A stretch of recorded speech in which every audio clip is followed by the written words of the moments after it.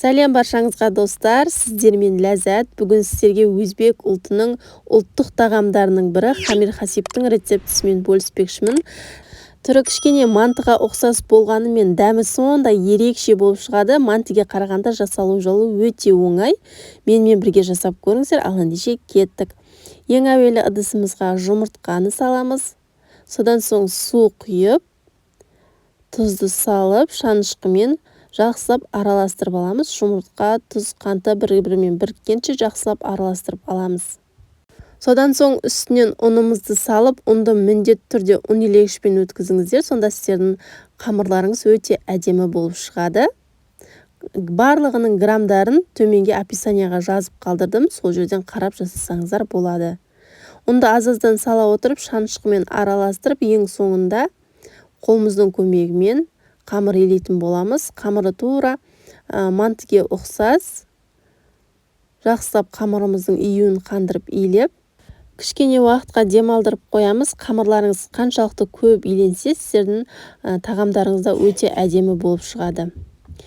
Енді біз алдын ала күрішті жылы суға салып дайындап қоятын боламыз.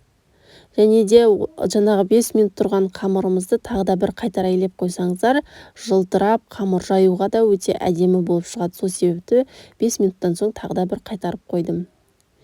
Енді салмасын жасайтын боламыз. Бізге салмасына тартылған ет. Тартылған етімізге пиязымызды осы ұсақтап турап алып, тартылған етке салатын боламыз. Бұны да толық описанияға жазып кеттім, қанша грамм қосатынын. Және де осының үстіне дәміне қарай тұз бұрышымызды саламыз. Содан соң жаңа алдын ала жібітіп қойған күрішімізді салып, бұның үстінен сұйық майды құятын боламыз. Сұйық майымызды құйып, барлығын жақсылап араластырамыз. Күріш қосылған соң бір дәмі өте ерекше болып шығады. Сіздерге ұнайтынына сендім, достар. Міне біздің салмамыз да дайын болды. Енді қамырды жаюға кірісетін боламыз. Әбден ию қанған қамырды жаюға өте ыңғайлы болады. Қамырды міндетті түрде тура дәл манты сияқты етіп жаясыздар. Ал енді қамырларыңыз шеті қалың, ортасы жұқа болып қалмас үшін мен сіздерге үнемі кеңес айтамын. Тек қана оқтаудың екі шетін ұстап тұрып жайсаңыздар, қамырларыңыз бір тегіс болып шығады. Егер жаңағы қамырдың үстінен басып тұратын болсаңыздар, ортасы жұқа, шеті қалың болып қалады. Сол себепті оқтаудың екі шетінен ұстап, басып тұрып жайсаңыздар, қамырларыңыз біркелкі әдемі болып шығады. Тура манты сияқты етіп жайып аламыз. Манты сияқты кессеңіздер де болады. Маған ыңғайлы болу үшін, бірден жайып отырмас үшін дәл осылай тұрған күйінде осылай төртбұрышты етіп кесіп алдым. Енді салмасын салатын боламыз. Салмасын бір шетінен көлденең етіп қойып шығатын боламыз. Түйеуі де өте оңай, байқасаңыздар, тура долма сияқты жасалынады. Яғни жүзімнің жапырағы сияқты екі шетін біріктіріп, тек қана орап кетесіздер. Осылайша біздің хамир хасибіміз өте оңай түйілетін болады. Міне осылайша қамырдың екі шетін, екі бұрышын аламыз да, келесі бұрышын дәл осылай орап кетеміз. Барлық қамырларымызды дәл осылай түйіп шығатын боламыз. Өте жақсы екен, балалар жеген кезде шашылмайтын, өзімізге ұнады. Енді тура мантаваркамызды майлап, дәл осылай қамырымызды жайғастырып шығамыз да, үстіне майымызды жағып, қайнап тұрған суда 40-45 минутта пісіріп аласыздар.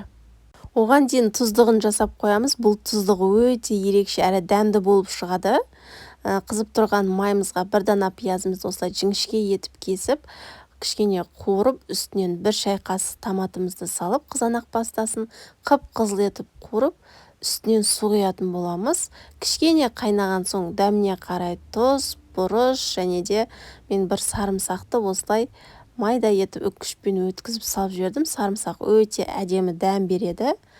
Осылардың барлығын салып араластырып болған соң, біраз уақыт қайнаған соң, 1-2 минут қайнаған соң осылай аскөктерді салып, араластырып ұсына берсеңіздер болады. Өте оңай әрі тез дайындалатын тұздықтардың бірі. Осымен біздің хамер хасибіміз дайын, өте керемет болып шығады. Мен балаларыма өте қатты ұнады. Сіздер де міндетті түрде жасап көріңіздер. Алдағы уақытта сіздерді керемет рецепттермен қуантатын боламын. Сол себепті менің каналыма тіркеліп, менің видеомды жіберіп алмас үшін қоңырау белгісін басып қойды ұмытпаңыздар. Назарларыңызға үлкен рахмет. Сіздермен болған ләззат.